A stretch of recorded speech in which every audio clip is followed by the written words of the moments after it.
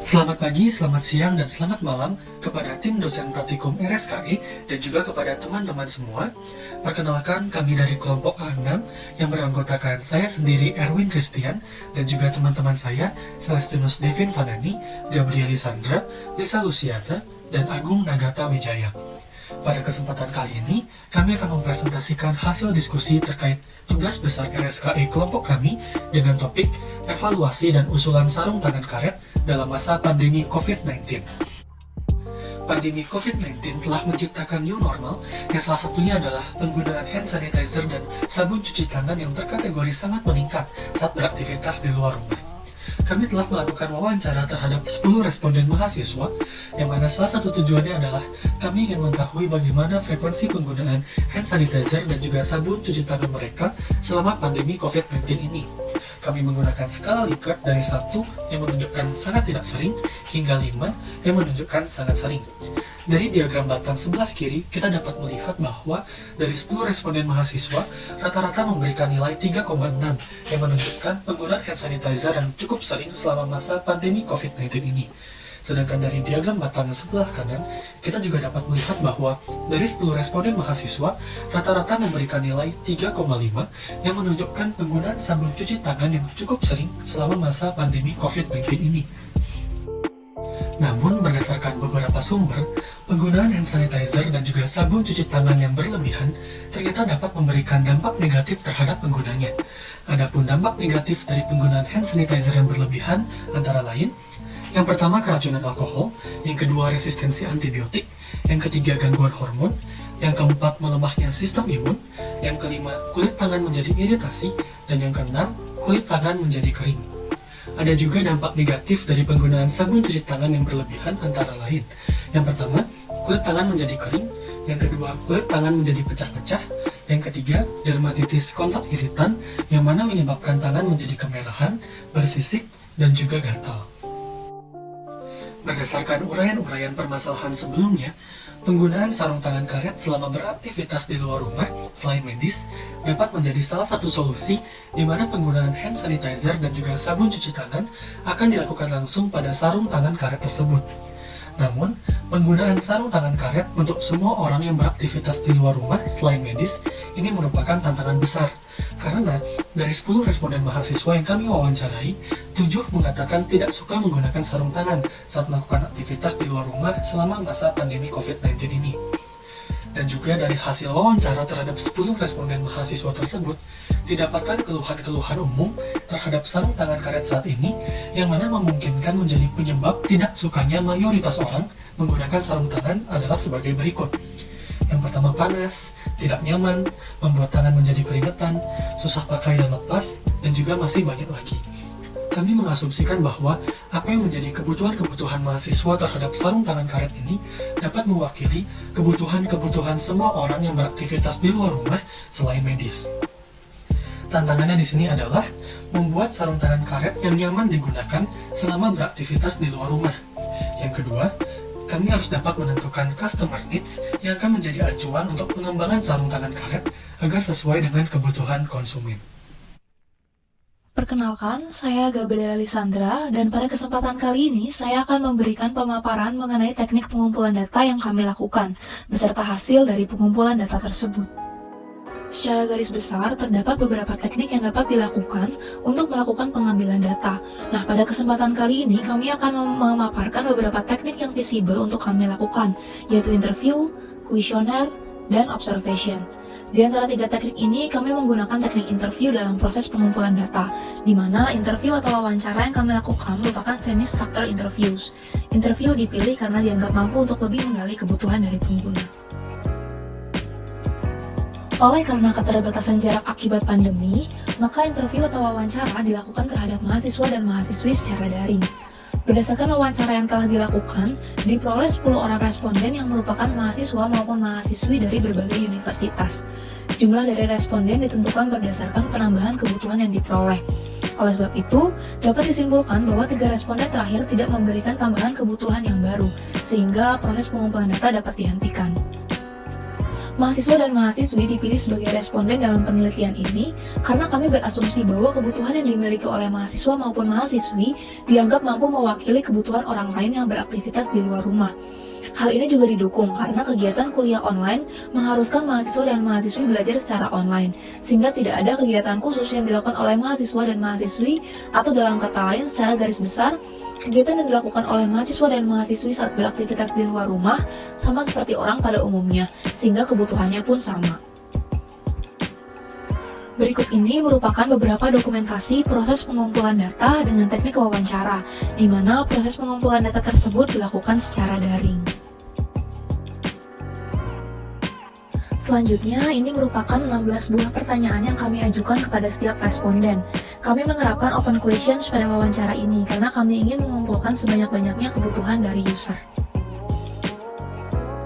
Berdasarkan wawancara yang telah kami lakukan, berikut ini adalah hasil wawancara tersebut, di mana di sini dapat terlihat bahwa setiap responden memiliki kebutuhannya masing-masing terhadap sarung tangan.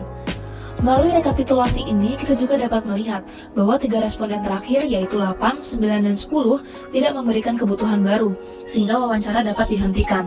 Hal ini juga dapat terlihat dalam grafik berikut, di mana grafik menunjukkan garis yang lurus pada responden 8, 9, dan 10, yang artinya bahwa tidak ditemukan penambahan kebutuhan baru. Selamat pagi, perkenalkan saya Devin.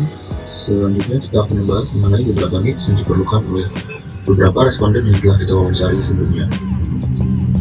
Sebelum kita mendesain sarung tangan yang baik sesuai dengan evaluasi sarung tangan yang ada, kita memerlukan beberapa needs yang diperlukan. Antara lain itu dapat dilihat di tabel berikut ini.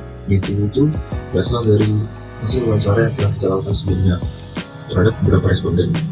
Dan dari hasil needs ini kita melakukan relative importance, di mana kita mengurutkan 5 needs tertinggi yang sering disebutkan oleh responden, yaitu ukuran yang pas dengan tangan, bahan dari serat yang padat, mudah digunakan, bahan yang adem, kemudian tidak mudah sobek atau awet. Nah, kita juga merujuk ke masa modern ini, di mana handphone itu menjadi salah satu barang yang sangat penting dan selalu digunakan oleh setiap orang. Maka dari itu kita mengambil satu needs lagi, yaitu yang interaktif dengan handphone. Nah, berikut ini merupakan nilai dari relative importance yang kita urutkan tadi, yaitu dapatkan untuk 5 tertinggi itu untuk ukuran yang pas dengan tangan dengan nilai 2,9, bahan dari serat yang padat 3,9, mudah digunakan dan yang adem juga 3,9, kemudian tidak mudah sobek itu 3,8, dan untuk interaktif dengan HP itu 3,6. Nah, untuk yang pertama itu ukuran yang pas dengan tangan, ini maksudnya adalah beberapa responden tersebut mengharapkan sarung tangan yang ada itu, sarung tangan yang dirancang itu terdapat berbagai jenis ukuran, jadi bisa muat untuk berbagai ukuran tangan, jadi tidak hanya satu ukuran saja. Kedua itu mudah digunakan, ini maksudnya adalah saat memakai sarung tangan itu tidak sulit karena terdapat beberapa sarung tangan yang jika dipakai itu menempel-nempel dan sulit dilepaskan jika sulit dipakai. Nah, yang ketiga itu juga mudah sobek. Pada beberapa sarung tangan yang ada saat ini, sarung tangan tersebut mudah sobek jika terkena benda tajam atau mungkin cairan tertentu, maka bisa sobek. Nah, yang keempat ini bahan dari serat yang padat, itu maksudnya adalah bahan tersebut tidak tembus bakteri dan virus. Dan yang kelima itu ada bahan yang adem. Nah, pada beberapa sarung tangan yang ada itu saat menggunakan sarung tangan itu terasa panas, maka responden yang menjawab seperti ini itu mengharapkan penggunaan sarung tangan itu tidak panas. Dan yang terakhir itu untuk yang interaktif dengan handphone, itu beberapa responden itu saat menggunakan sarung tangan sering merasa bahwa sarung tangan itu menghalangi interaksi dengan handphone, di mana sensor untuk touchscreen itu tidak berfungsi. Maka dari itu diharapkan penggunaan sarung tangan ini bisa tidak mengganggu interaksi dengan handphone. Perkenalkan, saya Lisa Luciana. Selanjutnya akan dibahas mengenai perancangan sarung tangan yang dibuat. Dengan mempertimbangkan customer needs dan keluhan dari customer terkait sarung tangan, kami memutuskan untuk merancang sarung tangan reusable yang berbahan dasar kain. Di bagian luar, sarung tangan akan dilapisi dengan neoprena dan bagian dalam sarung tangan berbahan dasar kain katun silk. Neoprena atau yang biasa disebut juga polikloroprenna atau PC rubber merupakan karet sintetis yang dihasilkan dari proses polimerasi kloroprena. Karet jenis ini memiliki serat yang sangat padat sehingga dapat melindungi tangan dari bakteri ataupun virus. Neoprena juga merupakan bahan yang bebas dari kandungan lateks, sehingga aman untuk digunakan orang-orang yang memiliki alergi terhadap lateks. Selain itu, neoprena juga tahan air, bahan kimia, serta dapat bertahan di berbagai kondisi suhu sehingga bahan jenis ini sangat awet. Pada bagian dalam sarung tangan terbuat dari bahan katun silk yang sangat lembut sehingga nyaman dan mudah untuk digunakan. Jenis kain yang satu ini juga memiliki tensile strength yang cukup baik dan mudah untuk dicuci sehingga sarung tangan dapat digunakan kembali. Karena kekuatan tariknya yang cukup baik, jenis kain ini cukup elastis karena dapat merenggang hingga 1/7 sampai 1/5 dari ukuran aslinya. Namun, tentu saja ukuran elastis di sini adalah elastisitas yang wajar untuk sebuah sarung tangan. Selain itu, katun silk ini juga memiliki permeabilitas udara dan termoregulasi yang baik karena bahan ini dapat menyesuaikan suhu sehingga tangan pengguna tidak akan merasa panas saat musim panas dan tetap sejuk. Katun silk ini juga memiliki higroskopisitas yang baik, sehingga walaupun tangan pengguna berkeringat, kain ini akan menyerap keringat dengan baik, namun cepat kering kembali.